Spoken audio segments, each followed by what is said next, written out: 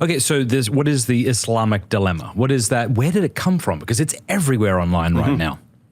That's something we've been trying to popularize for a long, long time. And you can find it mentioned by Christians going way back. People who they're not putting it like that.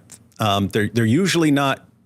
They haven't weaponized it. We've weaponized it. We've weaponized it. But you have had Christians all along pointing out, hey, you guys are attacking our Bible and saying that our Bible's been corrupted.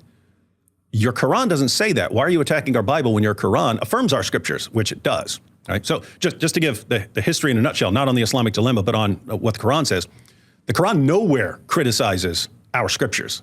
There are a couple verses they point to that aren't about our scriptures being corrupted, but you can see how they're like interpreting it that way. Like it'll say, and they distort their scriptures and so on. If you actually read what this stuff means, it's we distort our scriptures with our speech. Because back then it was understood, hey, Jews have their book and it's in Hebrew, and Christians have their book, but it's in a couple different languages by the time you get to Islam. So it's in, it's in Greek, it's in Latin and so on. It's in Syriac and so on. It's in different languages, but not in Arabic. And so if you wanted to know from a Jew what the Torah says, you had to ask a Jew. How do you know if that Jew's telling you the truth? You don't. You can't verify it. You can't verify. You can't read his book. You don't speak Hebrew. You don't speak the language necessary to understand. And so the accusation when they would have a disagreement is these people are misrepresenting their scriptures. They're distorting it. And it became, you just can't trust them. And by the way, according to the Quran, and this is something your average Muslim doesn't even know, that it's all over the Quran. I mean, it's all over the Quran. The actual position of the Quran is Allah has sent prophets into all the world. Every nation has had its prophet. Everyone had their revelations in their language. The last people to get their revelation were the Arabs. So it's just like Allah's sending prophets over time to different groups and stuff. And everyone on the planet had their revelation except the Arabs at that time. And that's why Muhammad is the final prophet. He's the seal of the prophets. The Arabs were just the last to get their guy. And now everyone has their guy. Everyone on the planet has their prophet and their revelation. And you even see this, and the point of that specifically was, if you don't have something in your language that you can read and understand for yourself, you're taking someone else's word for it. How do you know you're getting someone honest? How do you know you're getting someone who's not twisting and distorting your scriptures? You need it in your own language. And so there are even parts of the Quran, Surah 5, verse 43. Surah 5, verse 43, some Jews come to Muhammad to settle a dispute because they didn't want to judge by the Torah because the penalty was stoning. And they try to avoid it. So they come to Muhammad and say, hey, what are we going to do about this? And Allah's response is Surah 5, verse 43. He says, why are Jews coming to you when they have the Torah? Now think about that. Why are they coming to you, Muhammad, when they've got the Torah? They've got their book. Why would they come to you? You've got the book for the Arabs. And just a few verses later, Christians are told to judge by the gospel. And that's the attitude of the Quran. It's everyone has their revelation in their language. You have to follow what's revealed in your language, right? Okay. That's the actual position of the Quran.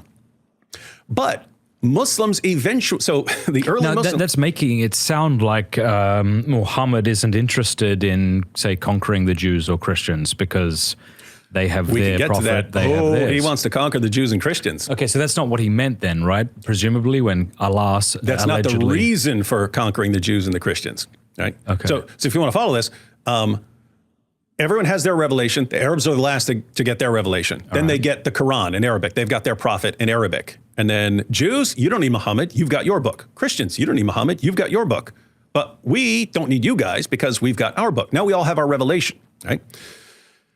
Muhammad, when he's in Mecca, so you got Saudi Arabia, you got what's now Saudi Arabia. Then it's just the Arabian Peninsula. You got this little tiny town called Mecca. That's where Muhammad's from. At first, he's surrounded by pagans. And he's telling but pagans knew about Jews and Christians. There were Jews and Christians in the Arabian Peninsula. And Muhammad is a caravan trader. You got the caravans and stuff. These guys are familiar with Jews and Christians preaching monotheism. And so Muhammad comes out when he starts preaching in Mecca, and he's saying, hey, I'm in the same line of prophets that were sent to everyone else. Allah's been sending prophets all along. And he's sent prophets to the Jews, the Christians, they had Jesus. And now I'm here for the Arabs. And when the Christians and Jews see me, because it's all pagans right now, when we run into the Jews and Christians are going to affirm me. They're going to say, wow, you're the prophet to the Arabs that we've been waiting for. Because he thinks they're all on the same page, that they all had their prophets and they're just waiting. Oh, we need the Arab prophet. And so he thinks the Jews and Christians are all waiting on him and that that he was prophesied in their scriptures. And he's saying, when they see me, they'll recognize me. They'll be like, oh, you're the one that we've been waiting for. So that's what he's telling his people for over a decade in Mecca. He's propped up the Jews and the Christians as the ones who are going to confirm him when they see him. Well, 622 AD, the Muslim community moves from Mecca to Medina. They moved to Medina, and there were 3 Jewish tribes. And Muhammad's like, all right, guys, I'm here. And they're, who are you? He's, I'm the one from your scriptures. And what are you talking about? Yeah, the Arab prophet from your scriptures. What are you talking about? And I mean, he put the confidence of his people in the Jews and Christians and how they're going to react to him. And the Jews and Christians, I mean, the Jews there going, we don't know anything about you. Think about this. If Muhammad and his community are completely confident that he is clearly prophesied in their scriptures, and they're all saying, no, we have no idea who you are, what's that mean? It means they're lying. They know he's in their scriptures. And they're lying about him because they don't want people following the truth, which means they're actually enemies of God. It's not their scriptures. Their scriptures are talking about Muhammad all over the place. Yeah. But they know it. Yeah. And they know these Arabs can't look into it because they can't read it. And they're lying to all these Arabs to keep all these Arabs from following the truth. So these guys aren't on the same side with God. These guys are enemies of God who are trying to lead people astray. So the problem isn't the scriptures, but these individuals. And these guys have to be subjugated because they're spreading their evil. And so at that point in the Quran, the message, so if you go to the Meccan passages, here's the vibe you get from the Meccan passages. The way it looks to Muslims it's going to be Muslims, Christians, and Jews all united against all the polytheists, the pagans, everyone else. That's how it's going to be. Then he gets there and he finds out, nope, the Jews are saying I'm not a prophet and I'm just a joke to them. Okay. Now, and that's where it changes. It's in the Quran, Surah 5, verse 82. Then it's going to be Christians and Muslims united against Jews and polytheists. And then he interacts with more Christians who make fun of him too. And then, okay, it's Muslims against everyone and everyone else has to be subjugated. It's that meme. Am I a joke to you? Yep. You can't. So this narrative, I hadn't ever heard this before, but that shouldn't surprise anybody because I haven't looked into this a great deal. This idea that he was of the opinion that the Jews and the Christians would recognize him as the final prophet, or was that not part of the narrative in the beginning? That's exactly what we're supposed to do. In the beginning? We're all waiting. Yeah, everyone is waiting. It's just, everyone's basically waiting. And then this new prophet's going to show up and he's going to be the final prophet. And then we've got all our prophets. We've got all the prophets. Then they encounter the Jews. They don't see him in the scriptures. They think the Jews are lying. Same thing happens with the Christians. So this whole narrative that you're telling me, is this in the Quran or is this what Muslim Everything scholars... I said is in the Quran. Now, it's hard to, sometimes you need to go outside of the Quran to understand the historical background of various situations and stuff like this. But yes, everything I just said is in the Quran about everyone having their revelations, Muhammad being the last to receive his revelation. And at that point, it's Jews, you judge by your book, Christians, you judge by your book, we have our book, and now we've all got a book in our own language, and that way no one can deceive us. And is the idea that the Jews and Christians, the Torah and is it Injil, is that what they call Injil. it? Injil, sorry. And little side note, Injil is the Arabic transliteration of Evangelion. Ah, okay. Gospel. Yeah. So is the idea that these books point to the truth of him being the final prophet? The books are good as gold. Okay. You can't trust the people. I see. Right? Yep. But guess what? Muhammad's followers aren't in a position to read them, to check the books. Yeah. So they're taking his word for it. So the original position of the Quran is not that Jews and Christians have corrupt scriptures. The position of the Quran is everyone has reliable scriptures, but these guys lie about it, they misinterpret it, they distort it, and your average person can't read, so they don't know they're being lied to. And give us some proof of this. I mean, you've referenced it, but I mean, how certain are you that the Quran is saying that these scriptures haven't been perverted? That's all the Quran ever says, and it never says anything else. Cool. Right? And so, I mean, you have it as clear. The clearest claims in the Quran, because there's lots of the Quran that's confusing. The clearest claims in the Quran are claims about the Jewish and Christian scriptures. Wow. So I'll give a number of references that people can look up. Some of the important ones. So Surah 2, verse 85. This is Muhammad's talking to the Jews of Medina. So this is the first chapter revealed after Muhammad moves to Medina and he's interacting with the Jews. Now, the situation you had with the Jews in Medina is you had 3 Jewish tribes and 2 Arab tribes.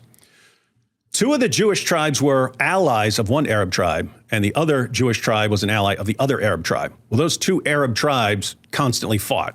And so what would happen is you'd have 2 Arab tribes fighting, and then you'd have Jews on each side, and they'd end up fighting each other. And then they'd be taking captives ransom, holding captives for ransom, and so on. And the Jews, no matter which tribe they were in, they would ransom their fellow Jews if they'd been taken captive. And he's like, why are you fighting them to begin with? You're not supposed to be fighting your fellow Jews and then having to ransom them and stuff. But Surah 2, verse 85, he starts off in verse 84. He's bringing up, hey, how come you guys are doing stuff that you're not supposed to do according to the Torah? Yeah, you're supposed to ransom your captives, but you shouldn't have been fighting your captives and stuff. And then after criticizing them for being hypocrites, he says, do you then believe in part of your book and not in all of it? And he says, if you only believe in parts and not all of it, I'll send you to hell. And it's like, wait a minute. If you had a corrupt book, how would Allah be telling you to believe in all of it and not just parts? Because what every Muslim will tell you is you need to go to the Torah and find all the parts that agree with Islam. Yeah, today they'll say that. Yeah, you need to find all the parts that agree with Islam. Those are the parts you're supposed to believe. And wait a minute, Allah, if I do what you say, modern Muslim telling Jews and Christians to just believe in the parts of our book that align with Islam, your God says he'll send us to hell for doing that. He says, I will send you to hell if you do not believe in all of it. Right? And you find all the parts that agree with Islam. Yeah, today they'll say that. Yeah, you need to find all the parts that agree with Islam. Those are the parts you're supposed to believe. And wait a minute, Allah, if I do what you say, modern Muslim telling Jews and Christians to just believe in the parts of our book that align with Islam, your God says he'll send us to hell for doing that. He says, I will send you to hell if you do not believe in all of it. Right? And you find this throughout that entire chapter. So it's Surah 2, verse, you can read all of 40 to 44 in that section. So I'm talking all about Surah 2, chapter 2, the longest chapter of the Quran. Verses 40 to 44, you get to verse 85. That's where he says, if you only believe in parts of your book, I'll send you to hell. You have to believe in all of it. Then it's verse 89, it's verse 91, it's verse 97, it's 101, it's 121. Over and over and over again, he's saying that you have to believe in your book. And in these passages, he's also making it the main argument, and this is throughout the Quran, the main argument for why Jews and Christians should believe in Muhammad and the Quran. And there's not even a close second. The main argument that the Quran gives for why Jews and Christians should accept Muhammad as a prophet is that he's affirming our scriptures. It's, hey, I'm affirming your scriptures. Why aren't you affirming me? What's wrong with you? Now, keep in mind, if Muslims are right and he's just saying, oh, the parts that agree with me, I'm affirming. Well, anyone could do that. One, it's already a bad argument. It's already a bad argument if I say, hey, I affirm your scriptures, therefore you should affirm me. Every cult leader ever says that, right? Hey, I affirm your Bible, now affirm me. Well, no, thank you, because you have all this extra stuff that contradicts our Bible, right? So understand just me saying, hey, I affirm your book is not a good reason. It's way, way, way, way worse. It's 1,000 times worse if I'm not even affirming your book. I'm saying, hey, you should affirm my revelations because I'm affirming your book. Oh, by the way, I'm not really affirming your book. I'm just affirming the parts that agree with me. That would be the dumbest argument ever. It's the main argument of the Quran. He uses this over and over and over again. Believe in Muhammad, believe in the Quran because he's affirming your scriptures, all of it, right? So you have those kinds of passages. Those are all over the place in the Quran. You have passages where Allah brags about no one being able to change his words. So Surah 6, verses 114 to 115.